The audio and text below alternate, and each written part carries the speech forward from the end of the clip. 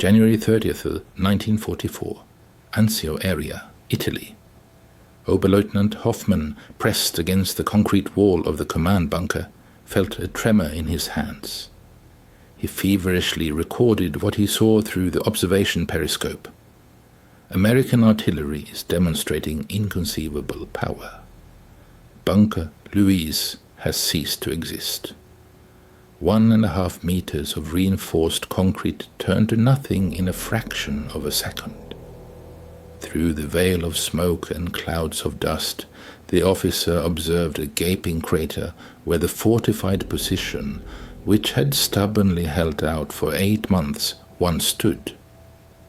The fortification, built to the strictest Wehrmacht standards and designed to withstand direct hits from 2 10mm shells, was wiped off the face of the earth by a single shot from an American super-heavy artillery piece firing from concealed positions.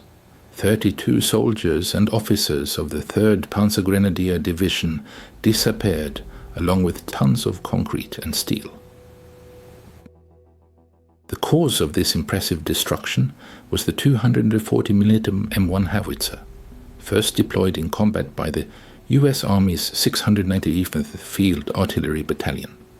Soon, Hoffmann and thousands of Wehrmacht soldiers realized that previous notions of fortification warfare had instantly become obsolete. The U.S. armed forces now possessed a weapon capable of mathematically precise destruction, turning even the most impregnable fortifications into mass graves. In 1940, the U.S. Army Ordnance Department conducted a study that revealed a serious problem. American artillery of that era was incapable of effectively countering modern European fortifications. The existing 145 mm long tom gun could inflict damage, but it could not guarantee the destruction of reinforced concrete bunkers, which were widely used in German defensive tactics. Designers were given a complex task to create a mobile weapon capable of precisely hitting individual bunkers, delivering a 163-kilogram shell over a distance of more than 14 kilometers and penetrating 1.8 meters of reinforced concrete. Moreover, the entire system had to be transportable using standard military vehicles. The result was a true engineering marvel from the Watervliet Arsenal in New York, which differed remarkably from the cumbersome railway guns of World War I. The 240mm M1 howitzer in combat position weighed 29,947 kilograms and was served by a crew of 14. It could fire 1 round every 3 minutes at maximum efficiency. The gun's barrel, 10.6 meters long and weighing 10,132 kilograms, required special transport on a 6-wheeled carriage. Preparation for firing took an average of 8 hours and included digging a recoil pit and assembly using a specialized M2 crane, which accompanied each weapon. Serial production began in November 1942 with 6 prototypes.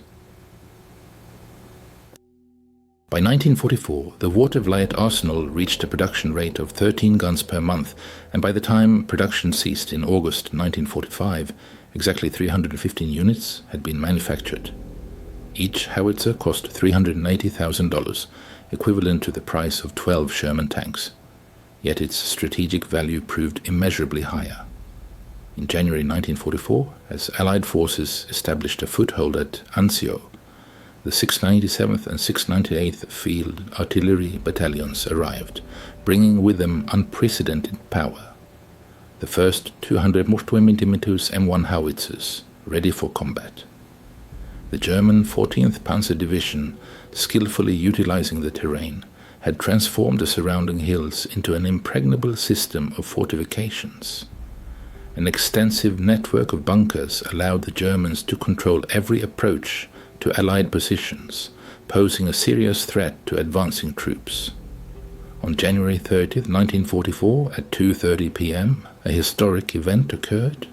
The 697th Battalion fired its first combat round from its 240mm howitzer. The target chosen was a German observation post located in the Alban Hills. The massive shell, traveling an impressive 21 kilometers, reached its target with astonishing accuracy. The bunker, along with all its equipment and the crew inside, was completely destroyed. Major Herman E. Smith, commander of the 697th Battalion, meticulously documented in his unit's history the powerful psychological impact this new weapon had on the enemy. After just the first day of using these weapons, Major Smith noted, German prisoners reported widespread panic and demoralization within their units. They spoke of earthquake shells that caused the ground to shake for hundreds of meters from the explosion site. Many soldiers refused to occupy bunkers after witnessing the destructive power of our strikes. These testimonies clearly demonstrate the devastating effect the 240 mm Howitzers had on the morale of German troops, instilling fear and uncertainty in their defenses. During the fighting at Anzio, the mathematics of destruction wrought by American forces were documented with German punctuality. According to reports, 2,147 rounds were fired, attacking 67 enemy fortifications, 61 of which were completely destroyed. Thus, an average of 4.8 shells were fired per bunker. The maximum firing range reached an impressive 22,930 meters. A captured combat diary of the German 715th Infantry Division, found after the liberation of Rome, contained a telling entry. American super heavy artillery renders our fortified positions unusable for defense. Losses from single hits exceed daily conventional bombardments. The breakthrough of enemy fortifications in the Monte Cassino area in May 1944 was a convincing demonstration of the crushing power of the 200 mm Howitzers, capable of breaching even the most impregnable defensive lines. The famous Gustav Line, which Allied forces had tried unsuccessfully to break for several months, fell under the assault of these weapons. The Germans had transformed the ancient monastery into an impregnable fortress, but even this did not save them from the devastating fire. The 240th Field Artillery Battalion, armed with 8 M1 howitzers, joined Operation Diadem on May 11, 1944. Positioned near Mignano, these howitzers held virtually every German position along the entire Gustav Line in their sights. Their primary targets were the powerful bunkers skillfully integrated into the mountainside below the monastery, which had become a symbol of the impregnability of the German defense. The overwhelming power of American artillery played a key role in breaching the German defenses at Monte Cassino. British Major General Francis Tucker, whose troops from the 4th Indian Division suffered significant losses in previous battles, personally observed the operation of the 200 medium howitzers. He noted that these super heavy guns achieved results unattainable by months of conventional bombing and artillery shelling. According to the general, every precise shot from a 240 mm howitzer resulted in the complete destruction of a German strongpoint. The psychological impact on the defenders was immense. Soldiers realized that there was no longer a safe place within their fortifications. During the breakthrough battle, the 240 mm howitzers fired continuously for 72 hours, expending 1,147 rounds. After the fighting concluded, an analysis showed that out of 43 major German bunkers targeted, 39 were completely destroyed. The remaining 4 positions were abandoned by their crews, unable to withstand the near misses. The effectiveness of the 240 mm howitzers was due not only to the immense destructive power of their shells, but also to the advanced American fire control system. The Fire Direction Center, FDC concept, developed and refined over 3 years of combat, ensured unprecedented accuracy and coordination of artillery fire. In those years, artillery units made a genuine breakthrough in firing tactics, allowing them to exert an unprecedented impact on the course of battles. Forward observers, equipped with advanced SCR 610 radios, became the eyes and ears of the artillery, capable of calling for fire from positions many kilometers away. The acquired target coordinates were promptly transmitted to Fire Direction Centers, FDCs, where highly skilled specialists, armed with graphic firing tables, slide rules, and meteorological observation data, performed calculations for precise gun laying. Thanks to this system, within 4 minutes of a request, shells rained down on the enemy located over 14 kilometers away. A particular psychological effect was achieved through the time-on-target method, where multiple batteries, firing from different positions and at different times, ensured simultaneous target impact with all their shells.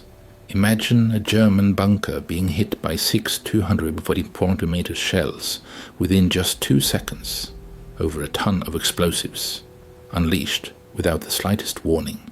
Lieutenant Colonel Thomas B. Hedkin, commander of the 245th Field Artillery Battalion, emphasized in his 1944 report, "We abandoned the tactic of massive salvos.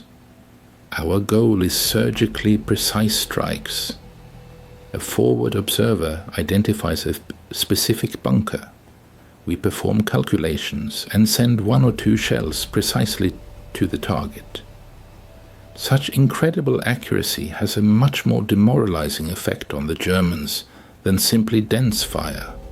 During Operation Cobra, aimed at breaking out of the Normandy bridgehead in July 1944, the 19th Corps deployed 4 powerful 240mm M1 Howitzers. The German 352nd Infantry Division, having created a complex system of fortifications around Saint-Lô at every crossroads and hedge, significantly slowed the Allied advance for several weeks.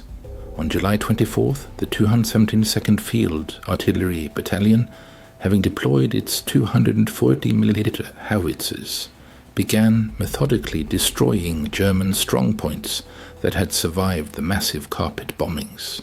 Hill 122, a strategically important point dominating Saint-Lô, was equipped with concrete bunkers skillfully positioned on reverse slopes, rendering them invulnerable to air attacks. Technical Sergeant Raymond Jones, who led a section of Battery A, 272nd Field Artillery Battalion, recalled, "We noticed that the Germans felt completely safe in these positions, hidden by reverse slopes.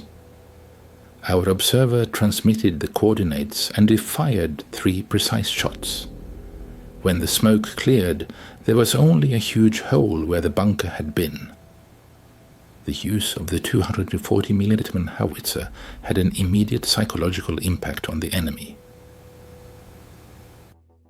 The German 3rd Parachute Division, hardened by battles at Cassino and considered the elite of the Wehrmacht, began to hastily abandon their meticulously prepared defensive lines, clearly unwilling to endure the crushing fire of the 240mm guns.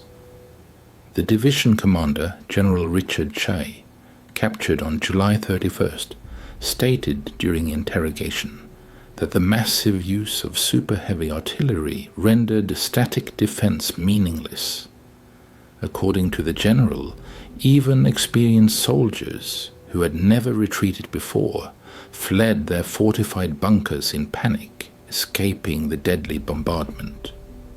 The assault on the Gothic line in northern Italy in the autumn of 1944 vividly demonstrated the high effectiveness of the 240mm howitzers in mountain warfare. German engineering troops had spent a full year constructing powerful fortifications along the Apennine Ridge skillfully using the complex mountainous terrain to create positions that seemed impregnable to conventional artillery. However, the 697th Field Artillery Battalion, which had endured the hell of fighting at Anzio and participated in the liberation of Rome, positioned its howitzers in the valleys directly below the Gothic line in September 1944. Thanks to plunging fire, shells fell almost vertically onto German positions, skillfully camouflaged on the reverse slopes of the mountains, inflicting immense damage on the enemy. Triumph of artillery. How 240mm. Howitzers crushed. Impregnable fortifications. The destruction of powerful fortifications at Futa Pass was a vivid demonstration of the destructive power of artillery. This strategically vital pass, serving as a key route to Bologna, was reliably protected by a complex system of bunker complexes built under the direction of the Todt organization. On September 16, 1944, the 697th Battalion began a methodical bombardment of these fortified positions. Private First Class Donald Matthews, serving as a loader in the 697th Battalion, shared his impressions in a letter home. The shells soar so high into the sky that they disappear into the clouds and then crash directly onto the German bunkers. The explosion is so powerful that the entire mountain shakes. After a direct hit on a bunker, only a huge crater remains. As a result of continuous shelling, Futa Pass fell in just 5 days. Notably, German losses from collapsing fortifications significantly exceeded losses in direct combat engagements. The combat diary of the 4th Parachute Division contained the following entry. American super heavy shells easily penetrate upper ceilings that were previously considered impregnable. This leads to a drop in morale, and soldiers refuse to occupy fortified positions. The systematic destruction of the Siegfried Line, which began in September 1944, was perhaps the most significant contribution of the 240mm howitzer to the overall Allied victory. This powerful western wall, stretching an impressive 627 kilometers from the Netherlands to Switzerland, included over 18,000 bunkers, pillboxes, and fortified firing positions, built between 1936 and 1940. The 265th Field Artillery Battalion delivered its M1 howitzers directly to the Siegfried Line in the Aachen area in September 1944. The fortifications they encountered were truly formidable. Type 10 bunkers with wall thicknesses of 0.9 to 1.2 meters. Command bunkers with even more imposing walls, 2.4 meters thick. And infantry positions with carefully designed interlocking fields of fire. The M12 King of Clubs self-propelled mortar became a formidable weapon in the arsenal of the American Army during World War II. Its first serious test occurred on the Scharnhorst Line, a powerful extension of the Siegfried Line designed to protect the German city of Aachen. On October 8, 1944, the 265th Battalion began artillery preparation for an assault to be carried out by the 1st Infantry Division. Within 6 hours, the battery fired 238 rounds, reducing 19 of 22 designated targets to rubble. Corporal Robert Williams, a forward observer with the 16th Infantry Regiment, recalled the astonishing sight. Every 240mm hit caused the ground to shake. Concrete fortifications, which we estimated would take days to destroy, vanished in minutes. The Germans inside had no chance of survival. A similar scene was observed across the front. The 278th Battalion, supporting V Corps, destroyed 73 bunkers in the Schnee-Eifel area in December 1944. And the 698th Battalion, operating near Metz, eliminated a ring of fortresses surrounding the city in November of the same year, firing over 3,000 rounds in 2 weeks. The Vosges campaign which unfolded from October to November 1944, presented a unique challenge for American artillerymen. German forces had transformed the dense forests on the mountain ridges into impregnable fortresses, skillfully camouflaging bunkers beneath the treetops. These fortifications were invisible to aerial reconnaissance and protected from conventional artillery fire by the terrain. In these challenging conditions, the 265th Battalion developed new methods of forest warfare. With proximity-fused shells, artillerymen used airbursts above the treetops so that the shock wave would penetrate downwards and strike the bunkers. When using conventional shells, the box and units tactic was employed.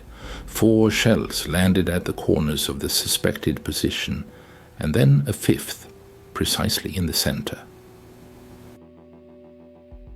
In the heart of battles, Master Sergeant Harold Anderson, who led a section of the 265th Battalion, revealed the specifics of the powerful weapons tactics. Dense forest vegetation severely limited visibility, however. For the 240mm gun, high precision was not a critical factor. Even near misses caused enemy bunkers to collapse due to the powerful ground shake. After firing, we waited for the dust raised by the explosion to settle, after which infantry units would find only deep craters and remains. The liberation of Strasbourg on November 23, 1944, was preceded by a massive bombardment of the outer defenses by 240mm guns. Under the onslaught of crushing fire, the German 553rd Infantry Division was forced to abandon its positions, suffering heavy losses. 12 fortified bunkers were destroyed within an hour and a half of targeted fire. After the cessation of hostilities, U.S. Army engineers conducted a detailed analysis to determine the reasons for the 240mm howitzers' high effectiveness against enemy fortifications. It was found that the M17 armor-piercing shell was equipped with a hardened steel tip, reinforced with 163 kilograms of explosive, which traveled at a speed of 701 meters per second.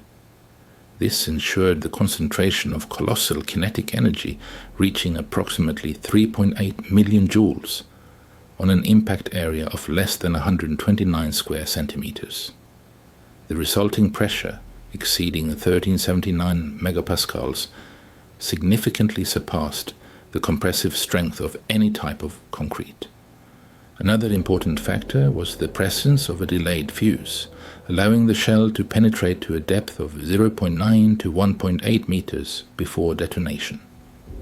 The explosion inside the concrete mass caused an effect that engineers termed sympathetic destruction.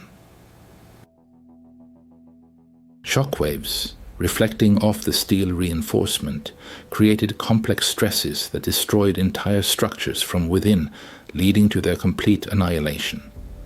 The destructive power of the M114 high explosive shell was due to the use of 22.2 kilograms of TNT enriched with aluminum powder.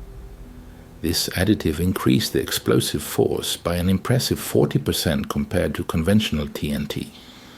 Upon detonation on the ground surface, this munition left craters up to 15 meters in diameter and 6 meters deep in standard soil. In rocky terrain, the craters were somewhat smaller, but still formidable, 9 meters wide and 3.6 meters deep. Effective use of the 240mm howitzers required a complex and extensive logistical system, which was a testament to the U.S. Army's advanced organizational capabilities. Each battalion daily needed a huge quantity of resources, 50 to 100 shells, amounting to 18 to 36 tons of explosives, about 7,500 liters of fuel for tractors and generators, specialized maintenance equipment, and special transport vehicles with reinforced suspension for ammunition delivery. The uninterrupted supply chain for ammunition stretched from the Watervliet arsenal to the very front lines, sometimes covering distances of up to 4,800 kilometers. The production of each shell demanded the highest precision, forging the casing, machining with minimal deviations, up to 0.25 mm, careful filling with explosives, installation of high-precision fuses, and individual inspection and testing of each item. By the spring of 1945, the American Army possessed an impressive arsenal, including over 500,000 240mm shells stored in European depots. The front's demands required up to 35,000 such shells monthly, especially during the crucial crossing of the Rhine. These figures vividly demonstrated the industrial might of the United States, unmatched by Germany, Japan, and even the Soviet Union. The March 1945 operations to cross the Rhine River marked a pivotal moment for the 212mm howitzer. Operation Plunder, meticulously planned by Montgomery, commenced on March 23-24, preceded by an unprecedented massed artillery barrage on the Western Front. In this operation, the U.S. 14th Corps deployed a dozen 200mm howitzers for devastating bombardment. Their target was the fortified area of Wesel, where the German 84th Infantry Division had constructed an elaborate system of bunkers on the river's east bank. From 5 p.m. on March 23rd, these powerful guns began the methodical destruction of identified enemy positions. Captain William Morrison, commander of Battery B, 278th Field Artillery Battalion, recounted the operation. We had aerial photographs precisely indicating the location of each bunker. Starting from the northern flank, we systematically moved south, unleashing 4 to 6 rounds on each position. By midnight, we had completely destroyed 31 bunkers and severely damaged 12 more. Despite this, the crossing met fierce resistance. Surviving German soldiers reported complete demoralization caused by the sight of their collapsing fortifications. Reports on the strength of the 84th Division recorded horrifying losses. 2,400 men fallen victim to artillery fire alone, with most of them perishing under the rubble of destroyed bunkers. The operation to encircle Army Group B in the Ruhr pocket, lasting from April 1st to 1945, showcased the crushing power of the 240mm howitzers, which transformed industrial facilities into impregnable fortresses. German forces, striving to hold their positions, converted factories into fortified areas, utilizing reinforced concrete industrial structures as defensive lines. The 698th Field Artillery Battalion provided fire support for clearing the northern sector of the pocket. The Krupp Steel Works in Essen, reinforced with additional concrete fortifications, came under massive bombardment on April 9th. Heavy 240mm shells reduced the main factory buildings to heaps of twisted metal and concrete. Staff Sergeant James Peterson, a forward observer with the 313th Infantry Regiment, witnessed this destruction, noting, "This weren't just buildings, they were genuine industrial citadels, with walls about 3 feet thick. However, the 240mm shells pierced right through them like tissue paper. The psychological impact on the defenders was immense. After seeing what happened to the Krupp factory, they surrendered in entire units. In August 1943, Army Group B, numbering an impressive 430,000 men, capitulated in just 18 days. The reason for such a rapid collapse, according to intelligence reports, was the systematic destruction of enemy fortified positions by super-heavy artillery, which deprived the defenders of any belief in the possibility of successful resistance. The production of 240 mm Howitzers at the Watervliet arsenal became a symbol of the impressive mobilization of American industry. Established in 1813, the facility had transformed into a leading American factory for large-caliber ordnance by the start of World War II. Production volumes speak for themselves. 6 prototypes were manufactured in November 1942, 72 units in 1943, an average of 6 per month, 158 units in 1944, an average of 13 per month, and 79 units between January and August 1945, an average of 10 per month, totaling 315 howitzers. The arsenal's personnel peaked at 900 individuals working 3 shifts, 7 days a week. Notably, 35% of the workforce consisted of women performing complex mechanical operations previously considered beyond female capabilities. The arsenal's monthly payroll exceeded $3 million, making it the largest employer in the capital district.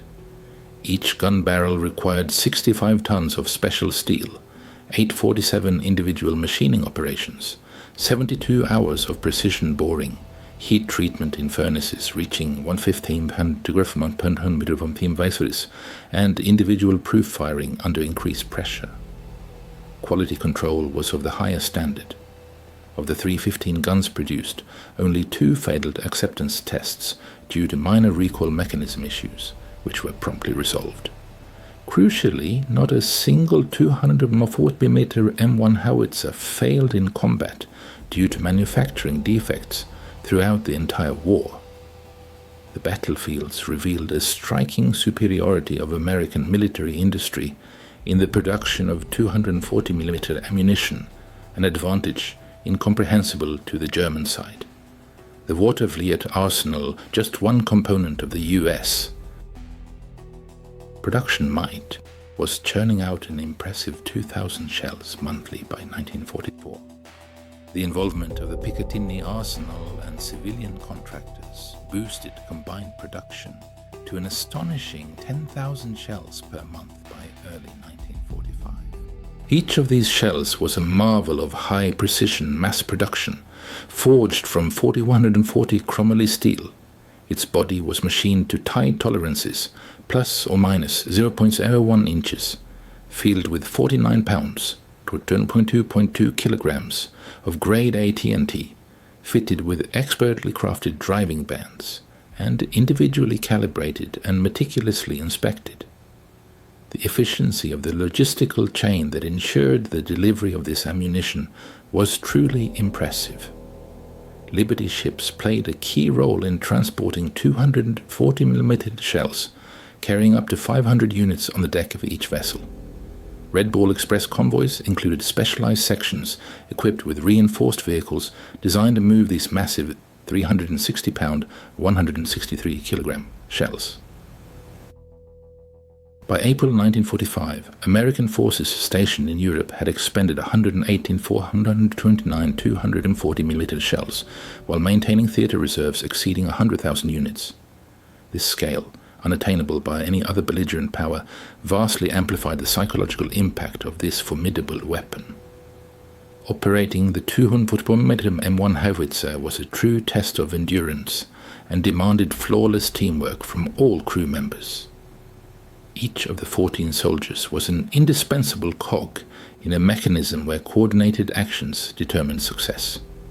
The crew included the gun commander, a sergeant responsible for overall leadership, the gunner responsible for aiming, his assistant operating the breech, 6 loaders, out turn numbers 3 through 8, 2 M2 crane operators, numbers 9 and 10, 2 powder charge calculators, numbers 11 and 12, and finally 2 drivers ensuring the safe transport of ammunition, numbers 13 and 14.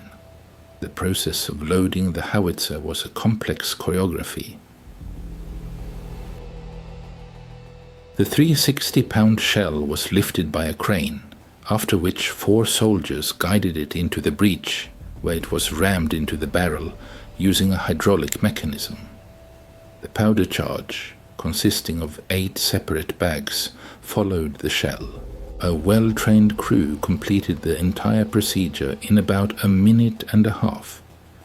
As Private First Class Michael Sullivan of the 697th Field Artillery Battalion recalled, this work placed significant demands on the physical fitness of the artillerymen. Artillery duels of World War II were not only about the power of the guns, but also the heroism of those who directed that power at the enemy. Artillerymen's recollections are full of drama and tension. Each shot resonated through the body like a blow.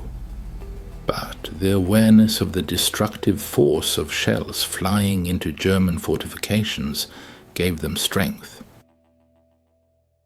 Constant repositioning was necessary to maintain effectiveness, but the main motivation remained the knowledge of the damage being inflicted on the enemy.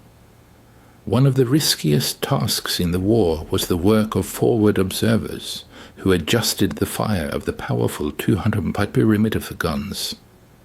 Operating in close proximity to frontline infantry and sometimes even behind enemy lines, these individuals identified enemy targets and accurately adjusted artillery fire.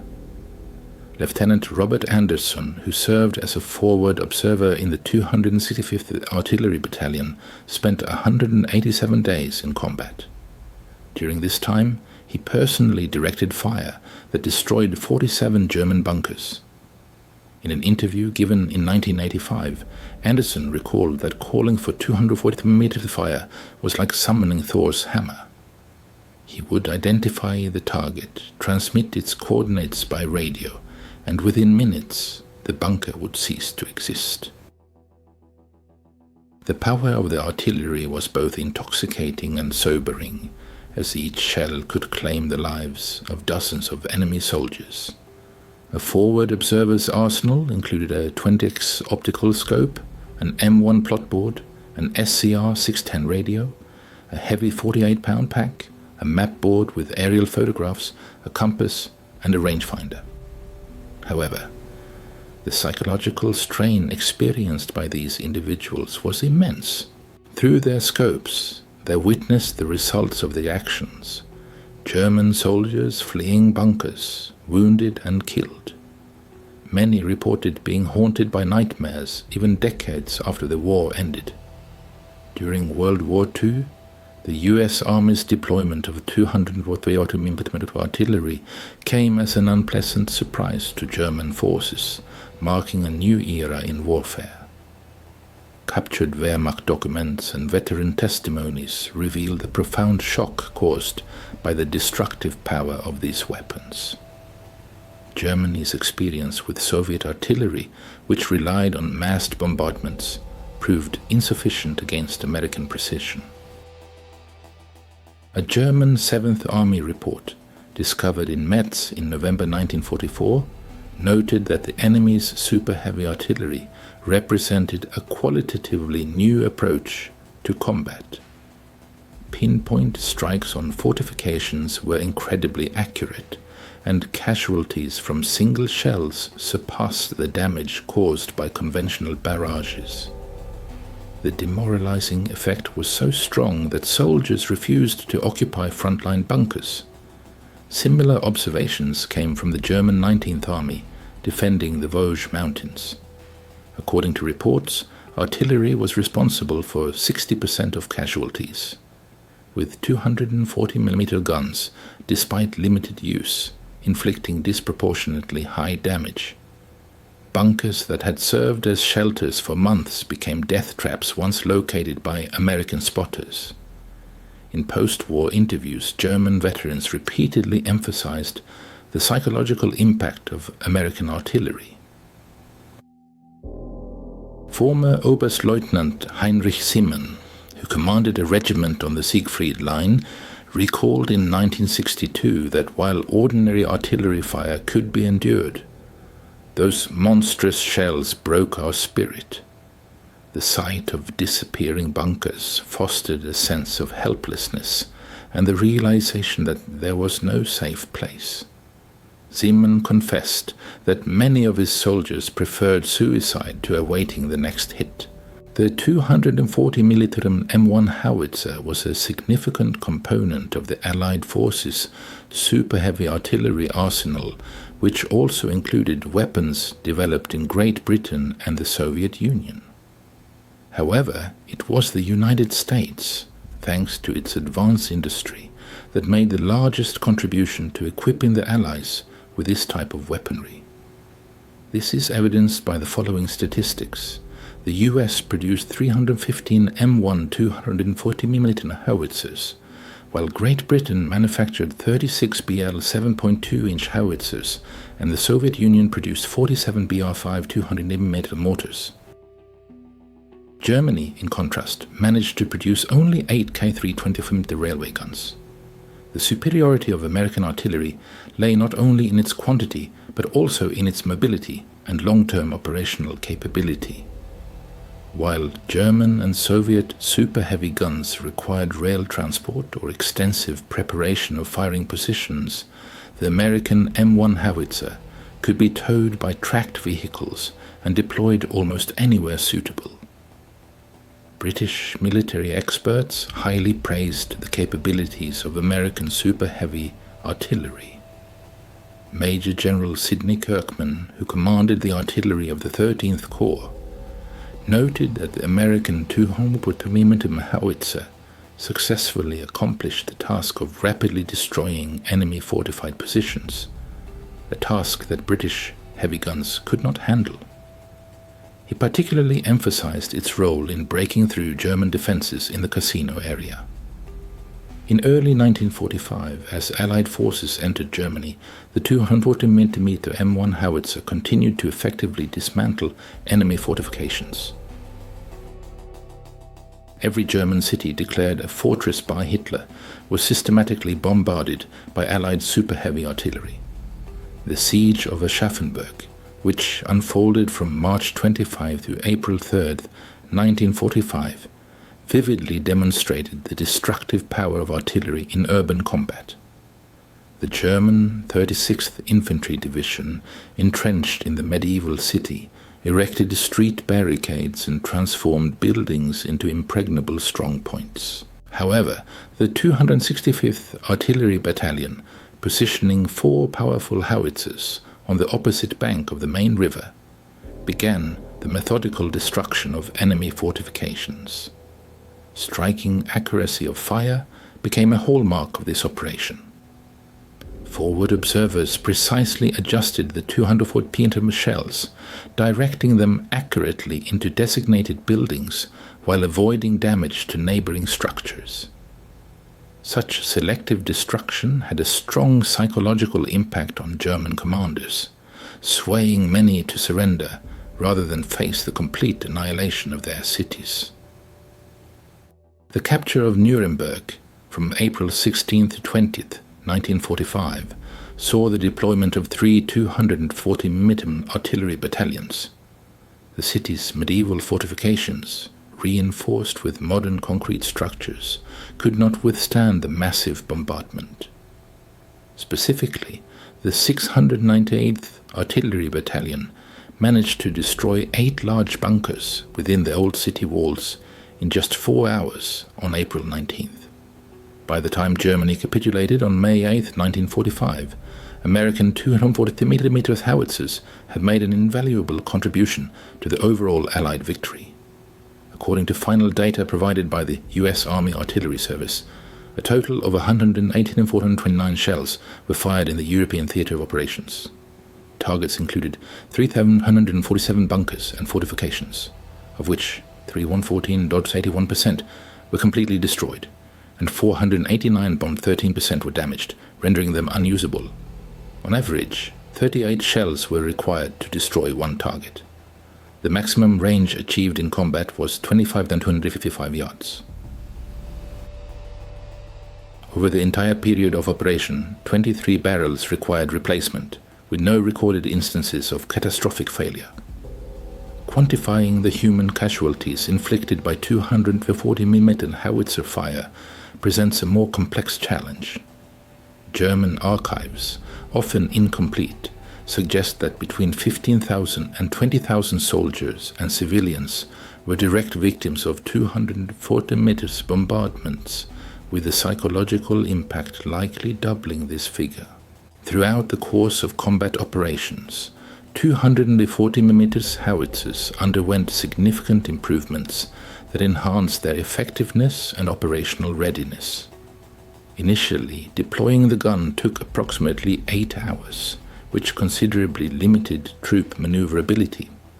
However, by 1945, thanks to accumulated experience and optimized processes, deployment time was reduced to less than 4 hours. Improvements also extended to the rate of fire. The introduction of mechanical fuse setters allowed for an increase in the rate of fire from 1 round every 3 minutes to 1 round every 2 minutes in sustained firing mode. Furthermore, improved powder compositions extended barrel life from 500 to 800 rounds between replacements, thereby enhancing the overall combat readiness of artillery units. One of the most crucial innovations was the integration of photo reconnaissance data into the fire mission planning process. By 1945, forward artillery observers received detailed aerial photographs with potential targets numbered and marked on a grid. This reduced the fire mission processing time from 10 minutes to less than 4, significantly increasing the speed and accuracy of artillery fire. Although 240 mm howitzers primarily saw action in European operations, they were also used on a limited scale in the Pacific theater. Specifically, 6 guns were deployed in the Philippines campaign, where they successfully destroyed Japanese fortifications on Corregidor Island in February 1945. Concrete piercing shells proved particularly effective against Japanese cave fortifications, blocking entrances and causing concussive injuries to soldiers sheltered inside. In the context of the planned Operation Downfall, the invasion of Japan, a large-scale deployment of 240 mm howitzers was anticipated. U.S. command estimated that at least 100 such guns would be needed to destroy Japanese fortifications on the home islands. However, Japan's surrender rendered this operation unnecessary. Later, captured Japanese officers admitted that their defensive plans had not accounted for the capabilities of American super-heavy artillery, underscoring the strategic importance of the 200 mm howitzers in a potential conflict.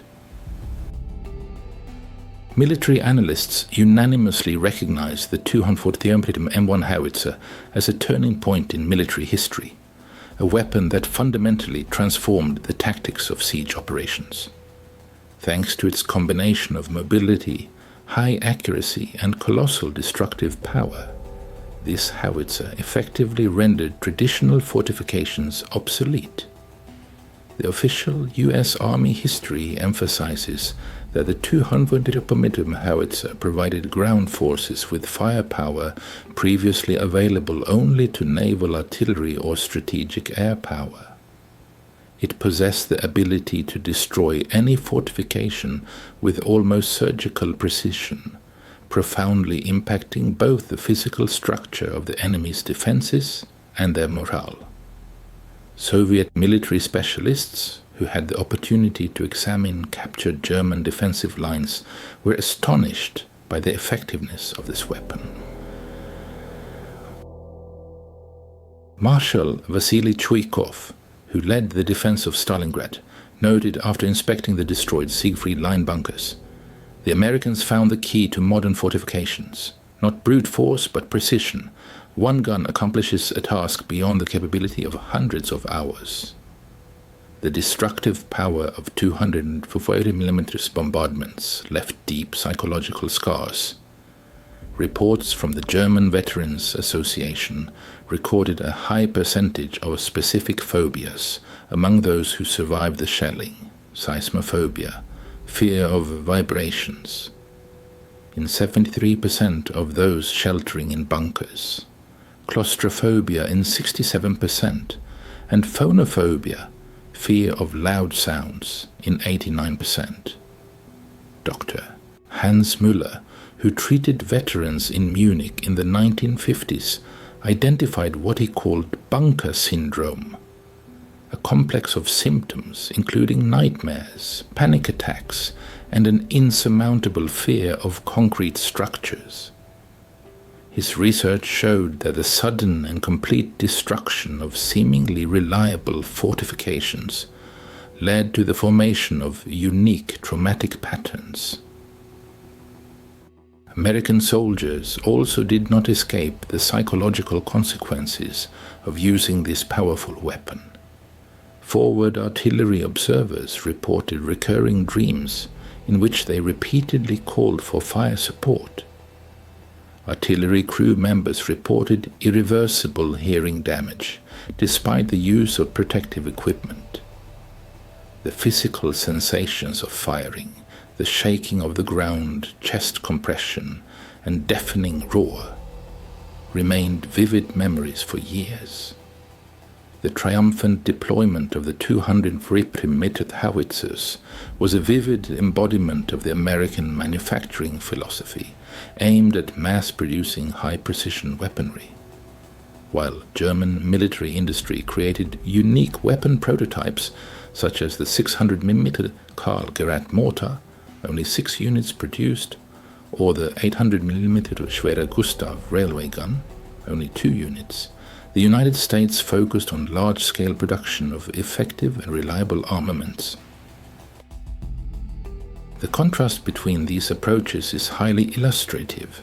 The German 600mm Karl Gerät mortar, which required 24 hours for setup and fired only once every 10 minutes, with only 6 units ever produced, versus the American 200mm M1 howitzer, ready to fire in 4 hours and capable of a shot every 2 minutes, paid in 315 units produced.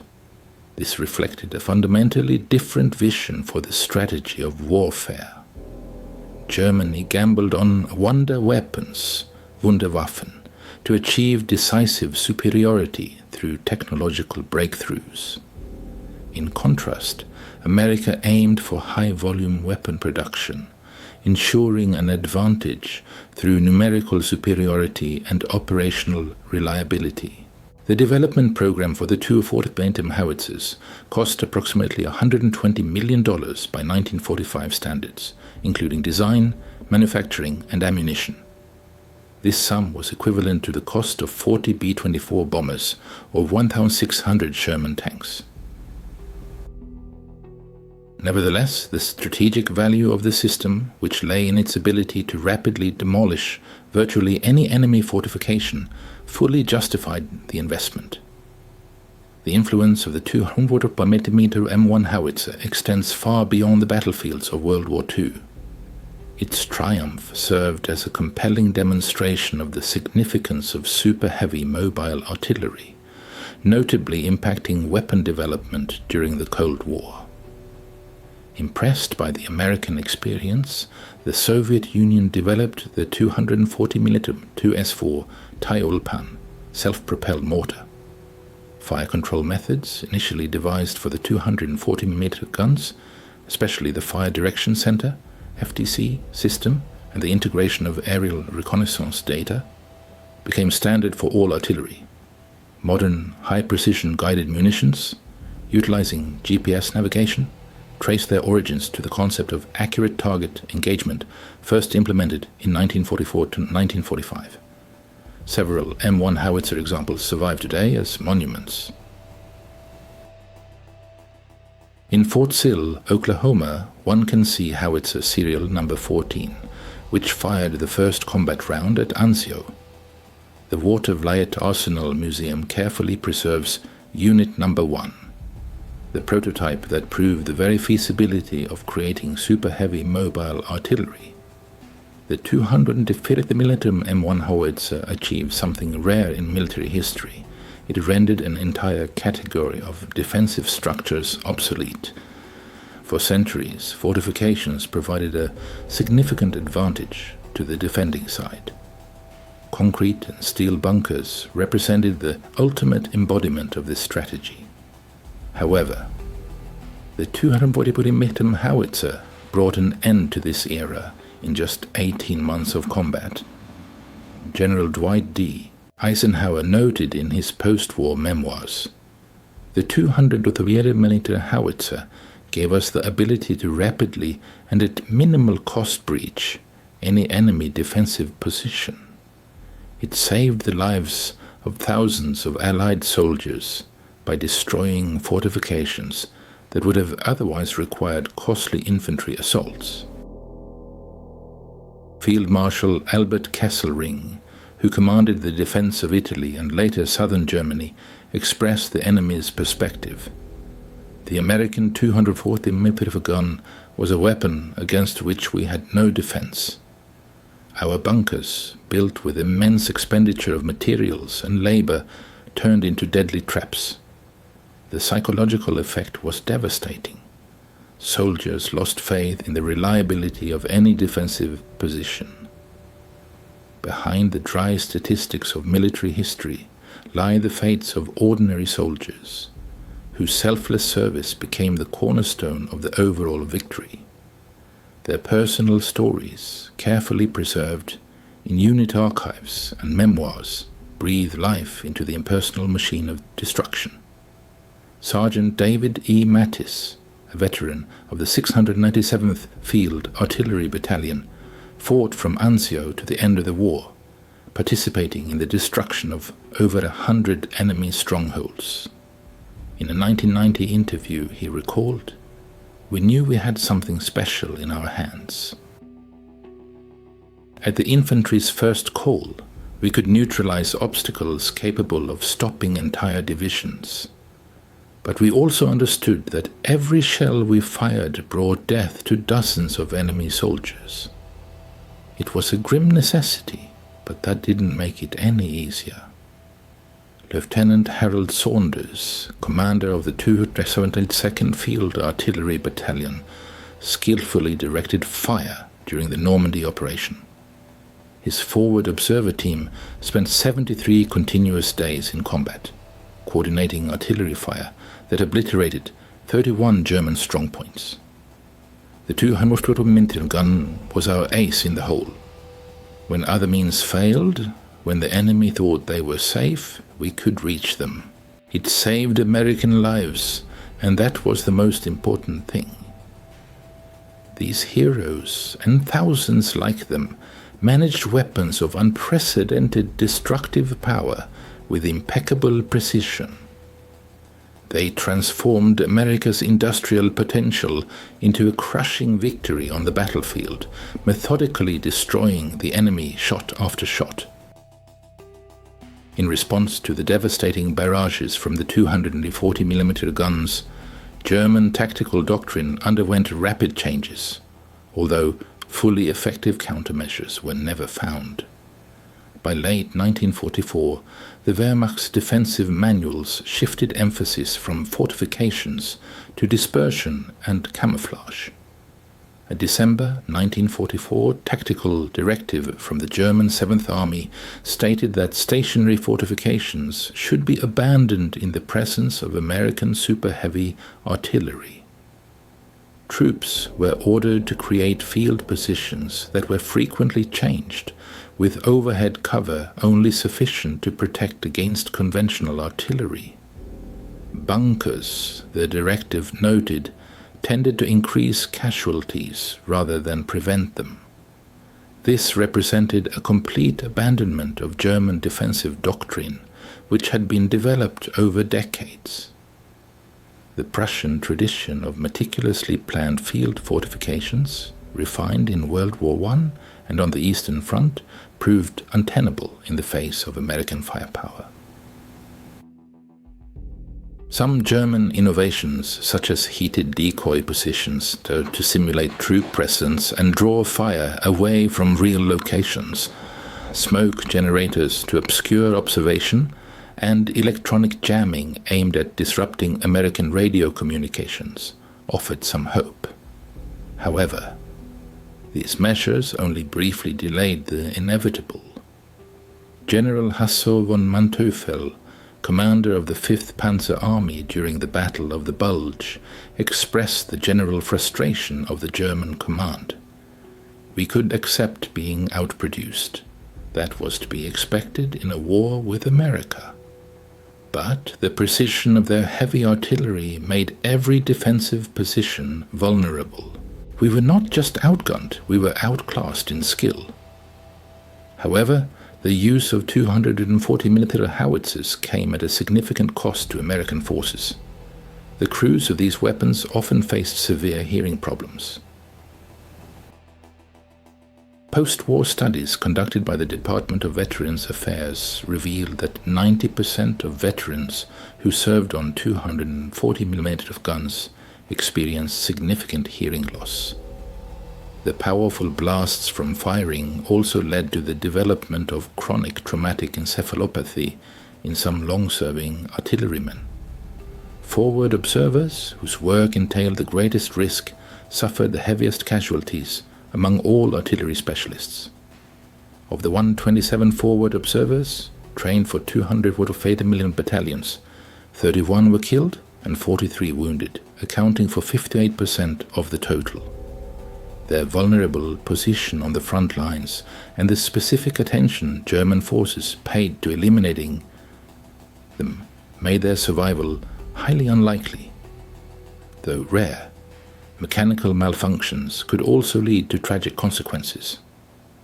On March 3, 1945, a premature detonation of a shell in the barrel of a 240mm howitzer near Puma killed 5 crew members. The investigation determined that a faulty fuse caused the tragedy, subsequently leading to stricter quality control procedures for ammunition. Enormous logistical costs were another burden. Each 240mm battalion required 67 vehicles, including specialized tractors, cranes, and ammunition carriers. Daily fuel consumption averaged 2,000 gallons when moving. Furthermore, the weight of the guns caused significant damage to roads, necessitating constant engineering support to keep supply routes operational. The 240mm M1 howitzer embodied American military doctrine in its most effective form, devastating firepower delivered with surgical precision, backed by inexhaustible industrial capacity. While individual German fortifications might have been exceptionally strong, American industry possessed the ability to destroy them faster than Germany could build. This mathematical certainty of ultimate triumph based on production capabilities instilled more dread in German commanders than tactical battlefield failures. They could counter superior military artistry with clever tactics, compensate for numerical superiority with higher troop training, but they were powerless against unlimited and accurate firepower, supported by an endless stream of ammunition. The 240mm howitzer ultimately became a symbol of American industrial democracy's victory over European totalitarianism. Free workers toiling in factories in Detroit, Pittsburgh, and Watervliet created weapons that demolished fortifications built by slave labor. This victory was not only military but also moral, proving that democratic societies could mobilize greater power than dictatorial regimes. The encounter of German troops with American 240mm howitzers was not merely another battlefield defeat, but a profound psychological shock caused by the enemy's technological superiority. Soldiers, convinced of the infallibility of German engineering, the impregnability of concrete fortifications, and the effectiveness of meticulously prepared defenses, suddenly realized that the might of American industry had rendered all their military theoretical constructs obsolete. Statistical data offers only a partial glimpse into the scale of what occurred. 315 howitzers produced, 180 429 shells fired, and 3,114 bunkers destroyed. However, the true impact lay in the complete destruction of German confidence in the invulnerability of static defensive structures. Each destroyed bunker served as a tangible demonstration of American superiority, not only in firepower, but in all aspects of modern warfare, logistics, production capabilities, technological development, and organizational structure. The 200mm howitzer did not merely destroy fortifications, it undermined the psychological foundations of German resistance.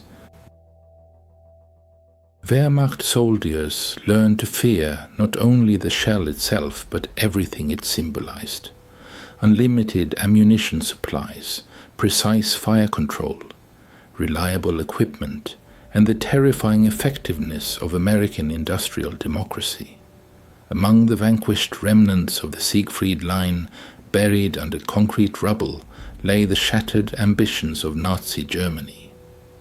The roar of the 240mm howitzer sounded like a hymn to American industrial might, foreshadowing inevitable triumph. Every German soldier who heard that formidable sound understood its ominous significance. They dared to challenge the arsenal of democracy and were defeated. This terror would long haunt the survivors, even after the guns fell silent. Veterans would spend years trying to heal the psychological wounds inflicted by the sight of their supposedly impregnable fortifications crumbling to dust. But from this nightmare, a transformation was born. The realization that the era of static fortifications had ended, and with it, all military doctrines based on fixed defense collapsed. The 220mm M1 howitzer spoke with the voice of American industry, and its message was unequivocal. In modern industrial warfare, there are no impregnable defensive lines, no insurmountable fortifications, or bunkers that cannot become tombs. The Germans didn't merely experience fear as they watched American 200mm howitzers obliterate their fortresses. They were stunned by the revelation of American power that rendered any resistance futile. Ultimately, the triumph of the 240mm howitzer lay not in the fortifications it destroyed, but in the minds it transformed. German soldiers who began the war believing in their technological superiority ended it with the realization that they had been crushed by an industrial democracy capable of turning raw materials into precision weapons faster than a totalitarian regime could erect concrete walls. The thunder of the 240mm howitzer became democracy's answer to tyranny.